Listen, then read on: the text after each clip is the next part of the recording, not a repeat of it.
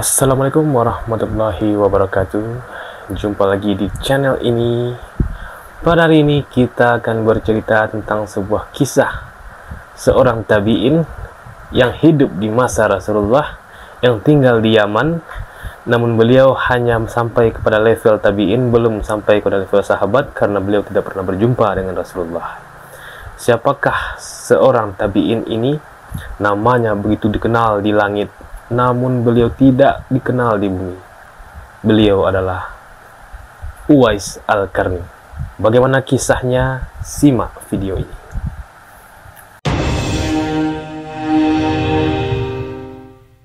Sahabat-sahabat sekalian, di sebuah negeri di Yaman ada salah seorang pemuda yang bermata biru, berambut merah, yang hanya memiliki pakaian 2 helai saja, dan itu pun sudah sangat lusuh, teman-teman sekalian. Dia tidak punya sanak saudara, dia tidak punya famili. Dia hanya tinggal bersama seorang ibunya yang sudah tua dan lumpuh. Beliau tidak bisa berjalan, teman-teman sekalian. Jadi hari-hari beliau, Uwais Al-Qarni ini, mengabdi kepada kedua orang tuanya. Dia bekerja membantu menggembalakan ternak orang-orang di sekeliling itu, dan pendapatan beliau hanya sampai untuk mencukupi kehidupan beliau sehari-hari. Jadi kebutuhan sehari-hari didapat dari hasil menggembala ternak. Tidak ada hari-hari beliau kecuali beliau berpuasa pada siang harinya, malam harinya beliau beribadah kepada Allah Subhanahu wa Ta'ala. Dan pengabdiannya kepada ibunya sangat luar biasa dan bisa kita jadikan tauladan, teman-teman sekalian. Karena beliau ingat dengan salah sebuah hadis Rasulullah, yaitu orang tuamu yang menjadikan penyebab surgamu atau nerakamu. Inilah yang diamalkan oleh Uwais Al-Qarni. Beliau sangat mencintai ibunya.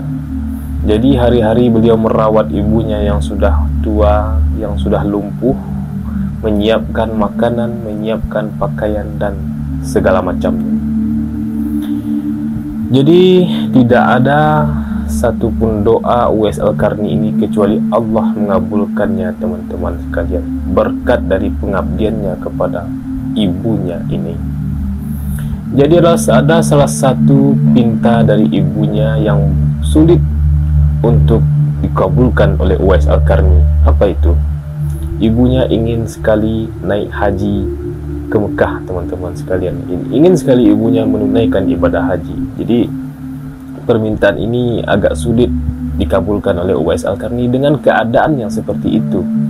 Karena untuk melakukan ibadah haji dari Yaman ke Mekah itu kita butuh sebuah kendaraan minimal unta dan perbekalan yang cukup. Sementara kehidupannya hanya seperti itu, teman-teman sekalian. Akhirnya untuk memenuhi keinginan dari ibunya tersebut, Uwais Al-Qarni ini membeli seekor anak lembu. Jadi anak lembu ini setiap hari digendongnya oleh Uwais Al-Qarni ke puncak bukit. Setiap hari, sehingga Uwais Al-Qarni ini dicap orang gila oleh orang-orang di sekelilingnya.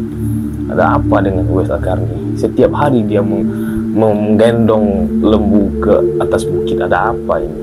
Jadi Uwais Al-Qarni mengabaikan saja apa yang dikatakan oleh orang-orang di sekelilingnya. Dia hanya berusaha terus setiap hari, sehingga semakin hari lembu ini semakin bertambah besar, otomatis bobot beratnya semakin bertambah juga. Jadi sampailah selama 8 bulan Uwais Al-Qarni ini menggendong lembu tersebut ke puncak bukit. Ternyata barulah diketahui apa maksud dari Uwais Al-Qarni ini menggendong lembu setiap harinya ke puncak bukit. Ternyata dia latihan untuk menggendong ibunya untuk dibawa berhaji ke kota suci Mekah, teman-teman sekalian. Luar biasa. Dan perlu diketahui, jarak dari negeri Yaman ke negeri Mekah itu berjarak 1000 km lebih, teman-teman sekalian. Coba bayangkan jarak yang sangat jauh itu akan ditempuh berjalan kaki, bahkan menggendong seorang ibu. Di betapa Betapa luar biasanya pengabdian dari Uwais Al-Qarni ini, sangat luar biasa. Dan akhirnya setelah 8 bulan sampailah kepada sebuah musim, yaitu musim haji.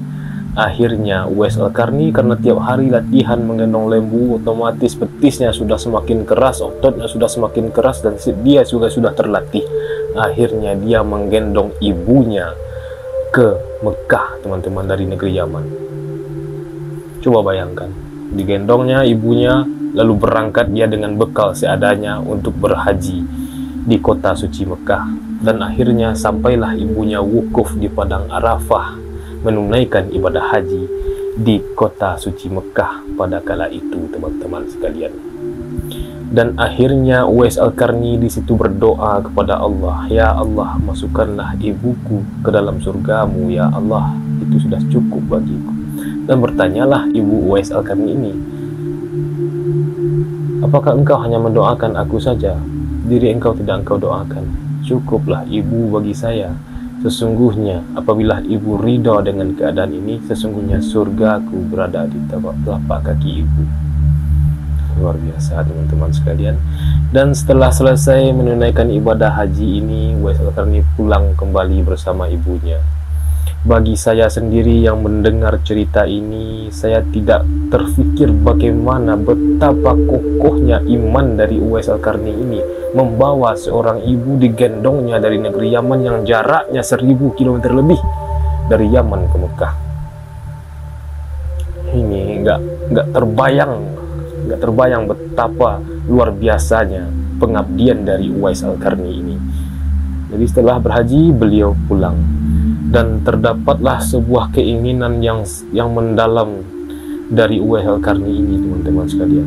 Beliau sangat ingin bertemu dengan Rasulullah Sallallahu Alaihi wa ala alihi wa sahbihi wasallam. Namun karena keadaan beliau harus merawat ibunya, beliau harus setiap hari menyiapkan, pokoknya beliau wajib merawat ibunya setiap hari. Ibunya tidak bisa ditinggalkan. Sebab itulah beliau tidak bisa berjumpa dengan Rasulullah. Sementara sahabat-sahabat beliau yang lain di negeri Yaman tersebut sudah pergi ke Madinah dan sudah mendengarkan dakwahnya dari Rasulullah SAW di negeri Madinah.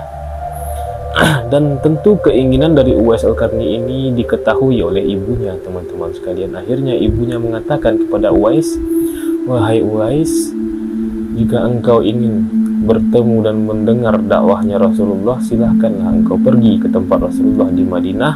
Setelah engkau bertemu dengan beliau, maka pulanglah." Begitu kata ibunya.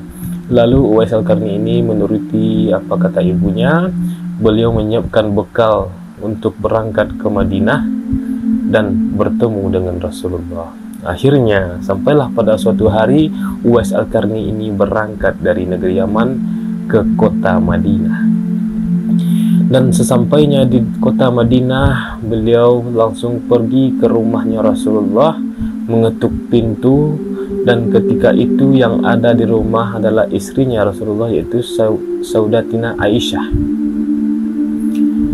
Jadi Saudah Aisyah keluar dan mengatakan kepada Uwais Al-Qarni, "Ada perlu apa?" Lalu Uwais Al-Qarni menjawab, "Saya ingin bertemu dengan Rasulullah SAW."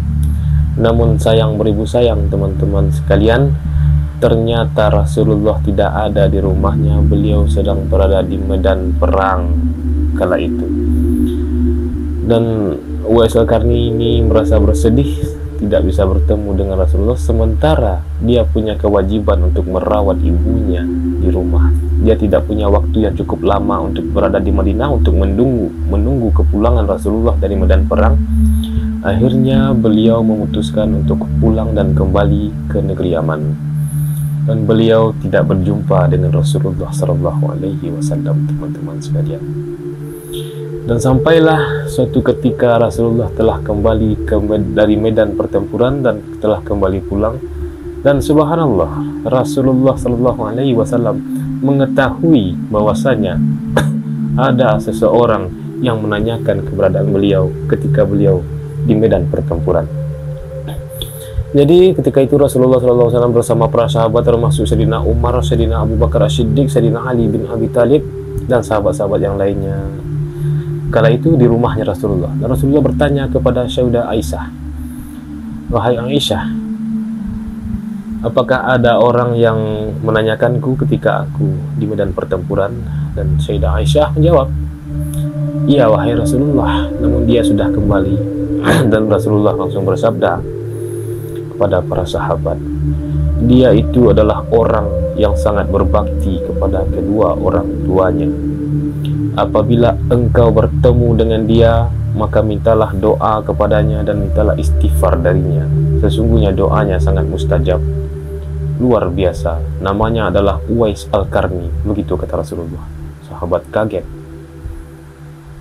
Ternyata Rasulullah sudah mengetahui keberadaan Uwais Al-Qarni. Rasulullah mengatakan kepada para sahabat, dia tidak begitu dikenal di bumi, di dunia ini, namun nama beliau sangat terkenal di langit. Begitu kata Rasulullah. Di mana-mana para malaikat di langit menceritakan betapa berbaktinya Uwais Al-Qarni ini kepada kedua orang tuanya. Dan akhirnya, jadi kita beranjak kepada Uwais Al-Qarni yang berada di Yaman. Sebentar. Jadi Rasulullah memberitahukan ciri-cirinya Uwais Al-Qarni ini kepada sahabat. Jadi jika kalian bertemu dengan dia, ciri-cirinya dia memiliki tanda di telapak tangannya, yaitu tanda berwarna putih. Jadi perkara tanda ini yang dikatakan oleh Rasulullah ini, ternyata Uwais Al-Qarni ini memiliki sebuah penyakit kulit, teman-teman sekalian. Jadi penyakitnya ini tidak kunjung sembuh, dan sembuhnya ketika beliau berhaji bersama orang tuanya tadi di negeri Mekah. Jadi seketika setelah berdoa tadi, penyakit yang diidap oleh Uwais Al-Qarni ini seketika sembuh, kecuali ada bekas putih di telapak tangannya. Tanda inilah yang dikatakan oleh Rasulullah untuk penanda kepada para sahabatnya. Jadi seiring musim berganti, zaman berubah, tahun berganti, Rasulullah Shallallahu Alaihi Wasallam telah wafat dan khalifah sudah digantikan dengan khalifah Abu Bakar As-Siddiq. Setelah itu digantikan lagi oleh khalifah Umar ibn Khattab. Suatu ketika Sayyidina Umar ibn Khattab teringat dengan hadis Nabi Muhammad yang menceritakan tentang keberadaan Uwais Al-Qarni di negeri Yaman. Dan akhirnya Sayyidina Umar ibn Khattab mengajak Sayyidina Ali bin Abi Thalib yang merupakan sahabat beliau untuk mencari Uwais Al-Qarni. Kebetulan ketika itu kafilahnya dari kafilah Yaman sedang melakukan perdagangan dan melakukan perjalanan melewati kota Madinah. Nah, jadi Sayyidina Umar bertanya kepada kafilah ini, "Apakah kalian melihat Uwais Al-Qarni?" Ternyata kafilah ini tidak bersama Uwais Al-Qarni kala itu. Namun kafilah ini heran, ada apa dengan Uwais Al-Qarni? Siapa dia? Kenapa sahabat yang mulia ini yang merupakan Amirul Mukminin, yang merupakan khalifah, mencari Uwais Al-Qarni? Siapa dia? Tentu sahabat, tentu kafilah-kafilah ini heran. Namun sambil berlalu dan akhirnya datanglah kafilah yang lain lagi, kafilah-kafilah dagang orang-orang Yaman. Dan ternyata di kelompok kafilah itu juga terdapat Uwais Al-Qarni di situ, teman-teman sekalian. Dan akhirnya Sayyidina Umar kembali bertanya kepada kafilah tersebut yang lewat tersebut, "Apakah kalian melihat Uwais Al-Qarni?" Lalu dikatakanlah oleh kafilah tersebut, dia berada di batas, dia sedang menjaga dagangan-dagangan kami dan ternak-ternak kami. Akhirnya ditemuilah Uwais Al-Qarni ini oleh Sayyidina Umar ibn Khattab bersama Sayyidina Ali bin Abi Thalib. Dan setelah dia bertemu dengan Uwais Al-Qarni dan dia bersalam, dan beliau mengucapkan salam kepada Uwais Al-Qarni. Namun ternyata kala itu Uwais Al-Qarni sedang sholat, teman-teman sekalian.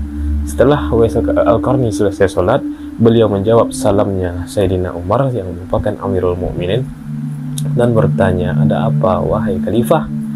Lalu Khalifah Umar dan Sayyidina Ali mengatakan kepada Uwais Al-Qarni di pertemuannya, "Sesungguhnya Rasulullah telah memerintahkan kepadaku, mohon..." belum sampai ke situ. Jadi Khalifah Umar bertanya kepada Uwais Al-Qarni, "Siapa namamu?" Dan dijawab oleh Uwais Al-Qarni, "Ana Abdullah, nama saya Abdullah."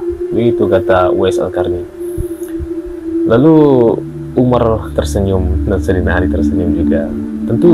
Tentu Abdullah, kami juga Abdullah. Abdullah adalah hamba Allah, itu artinya. Yang saya ingin tahu, siapa nama kamu sebenarnya? Dan dijawablah, saya Uwais Al-Qarni. Dan seketika Sayyidina Umar dan Sayyidina Ali langsung meminta doa kepada Uwais Al-Qarni dan meminta istighfar dari Uwais Al-Qarni ini. Namun Uwais Al-Qarni ini menolak, teman-teman, awalnya menolak. Tentu sebenarnya saya yang ingin membentak doa kepada kalian. Mengapa kalian minta doa kepada aku? Dan akhirnya Sayyidina Umar dan Sayyidina Ali ini mendesak. Akhirnya didoakanlah Sayyidina Umar dan Sayyidina Ali ini oleh Uwais Al-Qarni dan diistighfarkannya Sayyidina Umar dan Sayyidina Ali, minta diampunkan segala dosa. Dan setelah itu Uwais Al-Qarni berkata, janganlah ada orang yang mengenalku setelah ini. Begitu katanya. Aku tidak ingin orang-orang mengenalku. Begitu kata Uwais Al-Qarni. Dan setelah itu Uwais Al-Qarni melanjutkan perjalanannya, dan nama beliau setelah itu juga hilang bak di telan bumi. Nama beliau kembali hilang, tidak terdengar lagi. Dan sebenarnya teman-teman sekalian, Sayyidina Umar mengetahui mengapa Uwais Al-Qarni ada di situ. Ternyata orang tuanya, ibunya dari Uwais Al-Qarni ini sudah meninggal dunia. Itu sebabnya Uwais Al-Qarni ini bisa keluar dari kota Yaman dan ikut berdagang bersama orang-orang Yaman yang lainnya. Itu tandanya. Dan akhirnya setelah nama beliau kembali hilang bak di telan bumi, dicari-cari di mana keberadaannya. Dan akhirnya pernah ada salah seorang laki-laki menceritakan pertemuannya dengan Uwais Al-Qarni. Dan perlu diketahui teman-teman sekalian, ternyata Uwais Al-Qarni ini merupakan seorang waliullah, seorang wali Allah Subhanahu wa ta'ala. Banyak juga kelebihan-kelebihan yang diberikan Allah kepada Uwais Al-Qarni ini, karena beliau adalah wali Allah. Jadi diceritakanlah oleh salah seorang laki-laki, kala itu beliau sedang di atas kapal di perairan Arab kala itu, dan kondisi kapal saat itu dihadang oleh badai yang besar dan dihantam oleh ombak yang besar. Akhirnya kapal itu dimasuki oleh air karena ombaknya cukup besar, teman-teman sekalian. Akhirnya air ini semakin banyak, otomatis kapal semakin berat dan hampir tenggelam kala itu. Lalu mereka mencari pertolongan. Akhirnya mereka melihat ada seorang yang berpakaian serba putih, lalu minta pertolongan kepada dia. Wahai pemuda, tolonglah saya, tolonglah kami dalam keadaan kesusahan. Nah, dan akhirnya orang yang berpakaian putih ini melakukan sholat di atas air. Setelah sholat di atas air, lalu beliau berkata kepada orang tersebut kembali memanggilnya, wahai waliullah, tolonglah kami sesungguh dengan kekuatan ibadah engkau, tolonglah kami. Dan akhirnya orang yang berpakaian putih ini berkata kepada orang-orang di kapal tersebut, keluarlah kalian dari kapal ini, pindahlah ke kapal yang lain. Dan akhirnya orang-orang tersebut berpindah ke kapal yang lain dan dengan selamat, teman-teman sekalian, dengan selamat, dan kecuali kapal yang mereka bawa tadi itu tenggelam, karam, tenggelam ke dalam lautan, ke dasar lautan. Jadi kira-kira jumlah awak kapal kala itu kira-kira berjumlah 500 orang. Jadi 500 orang ini berpindah ke kapal yang lain untuk menyelamatkan diri, diselamatkan oleh orang yang berbaju putih ini.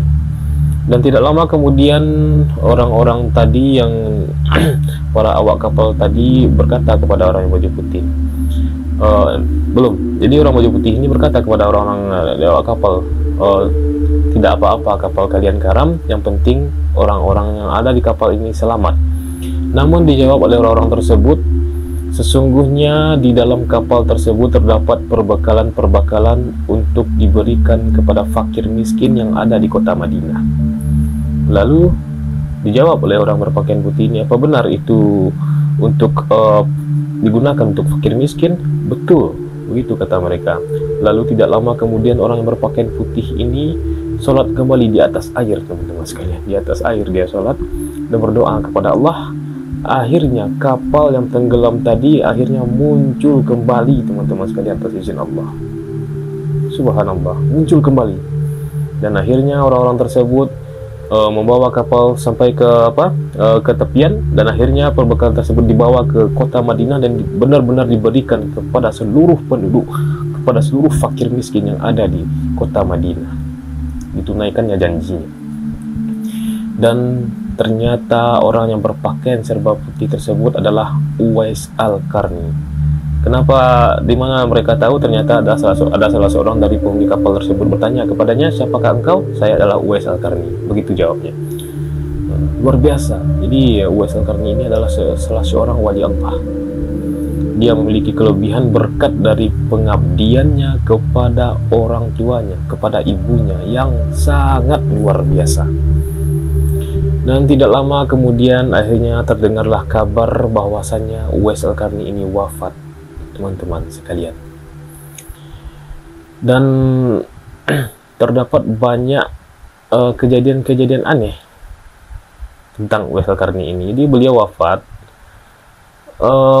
ketika akan dimandikan jenazah beliau, ternyata sudah sangat banyak orang-orang yang tidak dikenal berdatangan untuk membantu menyelenggarakan prosesi pemandian jenazah dari Uwais Al-Qarni ini. Ketika akan dikafani, ternyata banyak orang-orang tidak dikenal lagi datang berbondong-bondong untuk membantu mengkafani Uwais Al-Qarni ini. Dan begitu juga ketika akan dikuburkan, ketika akan menggali kuburan dari Uwais Al-Qarni ini, ternyata banyak juga orang-orang yang tidak begitu dikenal, yang pokoknya wajahnya asing bagi orang-orang Yaman, datang membantu untuk menggali kuburan. Jadi heran, orang-orang penduduk di situ heran, siapa orang-orang ini? Begitulah mulianya seorang tabi'in ini, Uwais Al-Qarni tersebut. Dan selesai disolatkan, ternyata juga ramai, sangat ramai, berbondong-bondong orang yang tidak dikenal datang bermunculan untuk membantu menyolatkan jenazahnya Uwais Al-Qarni tersebut. Dan ternyata teman-teman sekalian, orang-orang yang tidak dikenal tersebut, yang wajahnya asing bagi penduduk setempat, itu merupakan para malaikat yang Allah turunkan dari langit untuk membantu prosesi pemakaman jenazah dari Uwais Al-Qarni yang merupakan wali Allah. Subhanallah. Inilah sebuah kisah yang sangat bermanfaat, yang dapat kita jadikan tauladan. Jadi kisah pengabdiannya, kisah berbaktinya seorang Uwais Al-Qarni kepada orang tuanya, dan bahkan Rasulullah pun pernah bersabda untuk Uwais Al-Qarni. Rasulullah tidak pernah bertemu dengan Uwais Al-Qarni ini, teman-teman sekalian. Namun Rasulullah diberitahu bahwasanya nama Uwais Al-Qarni ini sangat viral di langit. Luar biasa. Jadi inilah sedikit kisah tentang salah seorang tabi'in. Dia tidak sampai kepada level sahabat, dia hanya sampai kepada level tabi'in karena beliau tidak pernah berjumpa dengan Rasulullah. Sementara syarat dari seorang sahabat Rasulullah adalah, yang pertama beragama Islam, yang kedua berjumpa dengan Rasulullah, dan yang ketiga hidup di masa Rasulullah.